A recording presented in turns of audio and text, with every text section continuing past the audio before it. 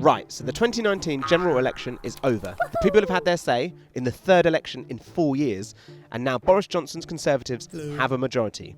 And therefore we can, in the Prime Minister's own words, finally, over 3 years since the EU referendum, we're going to get Brexit done. Get Brexit done. Get Brexit done. Get Brexit done. Get Brexit done. But it's not quite that simple. Remember, this is an issue that has cost the Conservative Party their last 2 leaders and caused countless politicians, negotiators and experts headache after headache. It's true that Boris Johnson is now more likely to pass the Brexit deal he finalised back in October. The Prime Minister is not hindered by a hung Parliament and now has a majority of MPs behind him who were elected backing a manifesto that pledged to get his deal signed into law. But once Mr Johnson's ready-to-go Brexit deal is passed by January the 31st, what exactly happens after that?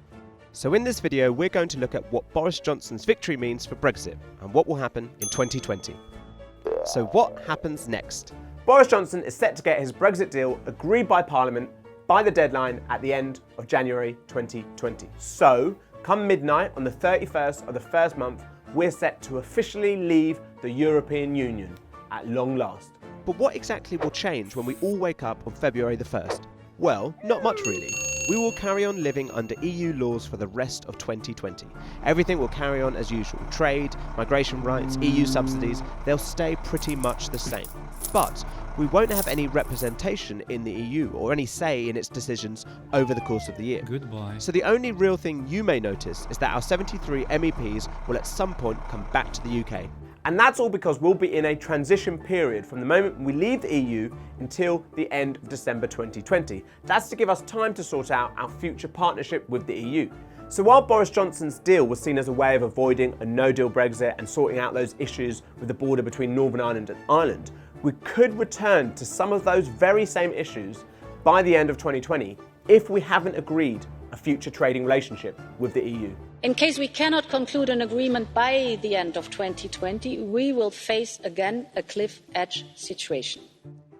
And this would clearly harm our interests, but it will impact more the UK than us. Now, the Prime Minister has repeatedly said that he will not extend the transition period and that a free trade deal with the EU can be agreed on time. We will not extend the transition period beyond the end of 2020. There's absolutely no need to do that. But that idea of a free trade deal with the EU by the end of the year is not seen as feasible by some trade experts. I haven't met anybody who thinks that a deep, comprehensive, definitive trade relationship can be conjured up in a few months. And the former head of the World Trade Organization has said that Britain is being too vague in what it actually wants from a future trading relationship. What does take back control mean?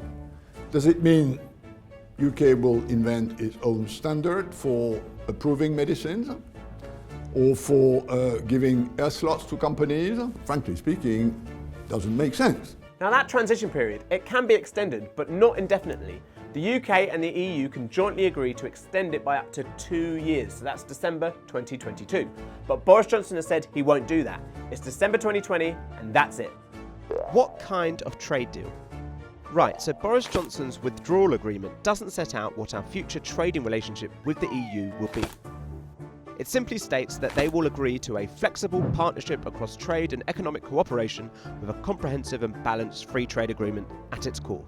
But Mr Johnson has long argued for something akin to the EU's trade deal with Canada. What I think we should do is strike a new free trade deal on the lines of what Canada has just achieved. There's also talk of a Canada Plus style trade deal. But what does all this mean? Well, Canada is not part of the single market, which is the free movement of goods, capital, services and labour, and is not part of the customs union, which is where all EU countries agree to the same charges for goods from outside the union. After Brexit, the UK will also no longer be part of either of these two. To sort out their trading rules, Canada and the EU signed a special deal in 2016. Now that deal basically allows the EU and Canada to trade freely in nearly all goods, 99% of tariffs are removed, and it removes some of the barriers on the services sector, stuff like banking and insurance. Now some Brexiteers, they like this deal because what it does is it keeps you economically close to the EU, but it removes you politically from it. so you don't have to have stuff like the free movement of people. But that only partial removal of the barriers on the services sector would be a concern, because they make up so much of our trade with the EU. The British economy exports more services as a proportion of overall trade than any other major developed economy. And bear in mind that the EU market for our services is the size of the next 8 markets, including the US, put together. So because of all that, some people have asked for a Canada Plus deal. So that's basically the Canada deal as it is, but with a few add-ons, like the removal of barriers on the services sector. And here's something we haven't told you yet. That deal between the EU and Canada took 7 years to negotiate and sign off. And remember, we've got less than 1 year. Of course, there are other types of deals that have been mentioned on top of Canada. There's Norway, Norway Plus, Singapore, Switzerland. Now, we've gone into the ins and outs of all those deals in a separate explainer, and you can find a link to that video below. What about trade deals with other countries? Now, we've only mentioned a trade deal between the UK and the EU, but part of the argument in favour of Brexit was our ability to strike our own deals without needing the agreement of the other EU nations. Well, the UK has agreed to roll over a number of deals with certain countries, i.e. the EU trade deals we currently have with some countries will just carry on even though we will be out of the EU. Those have been agreed with Chile, Israel, Iceland, Norway, Morocco, Switzerland, South Korea and others. However, none of those are with Britain's biggest trading partners. And while the EU accounts for 46% of our exports, the United States is our biggest single trading partner. Now, Boris Johnson has said that he will negotiate a free trade deal with the United States at the same time as sorting out our deal with the European Union.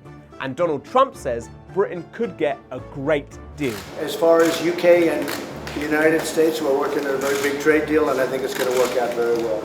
Ultimately, it seems like both the United States and the EU will want to know what the other side is getting before agreeing to any trade deal. So 2020 is going to be a long year of trade talks. In many ways, all that back and forth over trade will seem a lot like the last 3 years as we were trying to sort out the withdrawal agreement. And that's why no deal Brexit is still theoretically on the table. And that's because if we don't have a trade deal by the end of the year and we haven't asked for extension, come January the 1st, 2021, we'll move from being covered by EU treaties and rules under the transition period to having none whatsoever. So no deal is still very much a possibility down the line. And if you want to know what that exactly entails, well, we've done a video all about that as well. And you can get a link to that in the description below. What about Northern Ireland? The final big question for 2020 is what's going to happen with Northern Ireland and its border with Ireland, a member of the EU. The key thing about Boris Johnson's deal was trying to stop there being a hard border between Northern Ireland and Ireland. So that means stopping there being customs checks or any kind of infrastructure along the border. The deal makes the whole of the UK, including Northern Ireland, leave the EU customs union, meaning our future trade deals will include Northern Ireland too. But the deal does mean that Northern Ireland will continue to follow many EU rules on food safety and other standards. So therefore, some people say there will effectively be a customs border between Great Britain and Northern Ireland in the Irish Sea. Now the question is whether goods coming into Northern Ireland from Great Britain will have to be checked by officials, and whether they will be checked going the other way too. Now I know what you're thinking, that all sounds pretty complicated.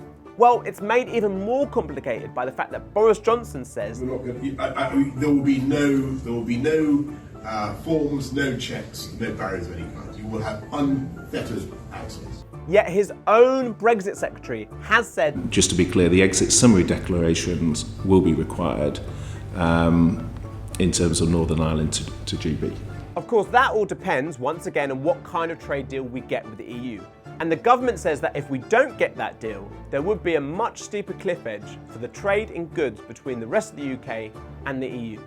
So that's what we all have to look forward to in 2020. Are you optimistic that we'll get the right trade deal with the EU? Do you like the sound of the Canada one? And do you think we'll finally sort out all that confusion about the border between Northern Ireland and Ireland? All that is certain is that Brexit is definitely not over yet. We're just moving on to the next chapter. And will part 2 be as long as part 1 was? Let us know your thoughts in the comments below, and please like this video because, well, you got all the way to the end of it, well done. And please subscribe as well to Channel 4 News so that you can keep up to date with all the latest Brexit developments.